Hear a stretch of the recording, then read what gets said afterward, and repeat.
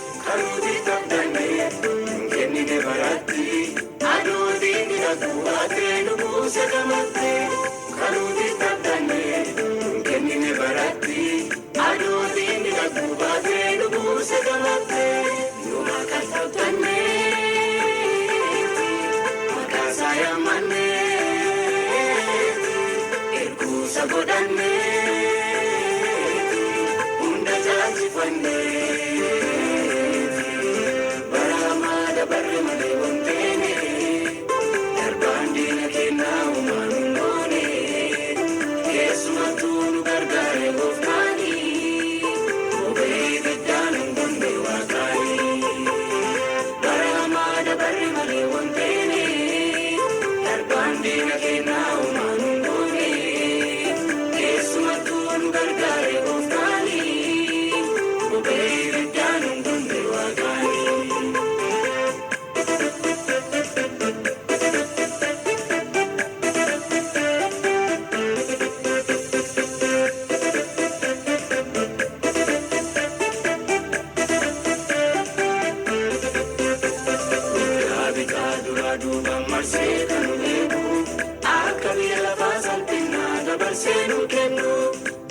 sisini kabuja dalisa kuni karai satin kakake forfate lurupune babu sisini kabuja dalisa kuni karai satin kakake forfate lurupune